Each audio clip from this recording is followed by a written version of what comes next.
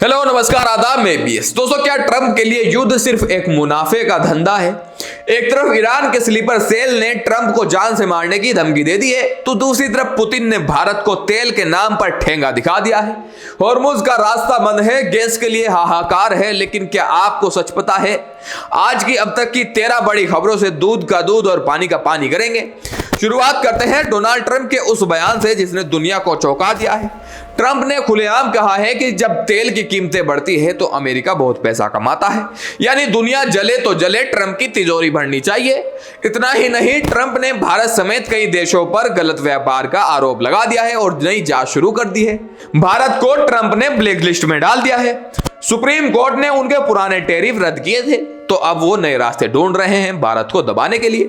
और विडंबना देखिए, इंडिया टुडे अपने कॉन्क्लेव में लॉरा लूमर जैसी नस्लवादी ट्रंप समर्थक को बुला रहा है। क्या हम आत्मसम्मान भूल चुके हैं? भारत के लिए बुरी खबर यह है कि पुतिन ने कहा है कि अब तेल फुल प्राइस पर मिलेगा, कोई डिस्काउंट नहीं। पुतिन का तंज है, जब जरूरत पड़ी तो हमसे बिना पूछे तेल खरीदना बंद कर दिया था आपने, अब फिर से झोला लेकर आ गए हैं। मतलब पुतिन जो सबसे बढ़िया भारत का दोस्त रहा है, वो अब आपको आंखें दिखा रहा है। इधर भारतीय मीडिया का एक हिस्सा सफेद झूठ फैला रहा है कि ईरान ने भारत के जहाजों को रास्ता दे दिया है। पिछले कुछ दिनों में विदेश मंत्री और ईरान के विदेश मंत्री के बीच 3 बार बातचीत हुई है। अंतिम बातचीत में शिपिंग की सुरक्षा और भारत की ऊर्जा सुरक्षा से जुड़े मुद्दों पर चर्चा की गई। इसके अलावा अभी मेरे लिए कुछ भी कहना जल्दबाजी होगा। लेकिन सच दूसरा है दोस्तों, सरकार ने अब साफ किया है कि ऐसा कोई समझौता नहीं हुआ। इन एंकर्स को जनता को गुमराह करने में आखिर क्या मजा आता है दोस्तों?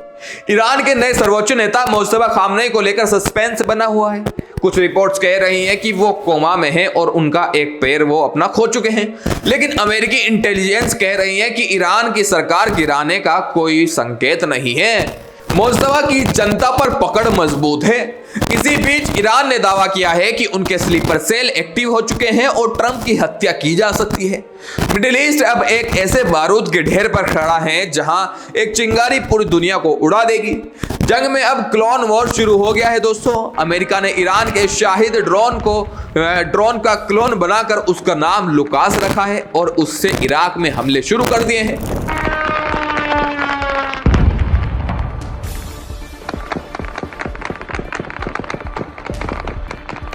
जवाब में ईरान समर्थित गुटों ने इराक में अमेरिका का ईंधन भरने वाला विमान KC-135 मार गिराया। ईरान का साफ संदेश है, अमेरिका बेस पर हमले जारी रहेंगे और हॉर्मुज का रास्ता तब तक नहीं खुलेगा जब तक हमारी शर्तें नहीं मानी जाती। इजराइल के आसमान में कल रात दिवाली नहीं, मौत का मंजर था दोस्तों। हिजबुल्ला ने 150 से ज्यादा रॉकेट दागकर इजराइल को दहला दिया।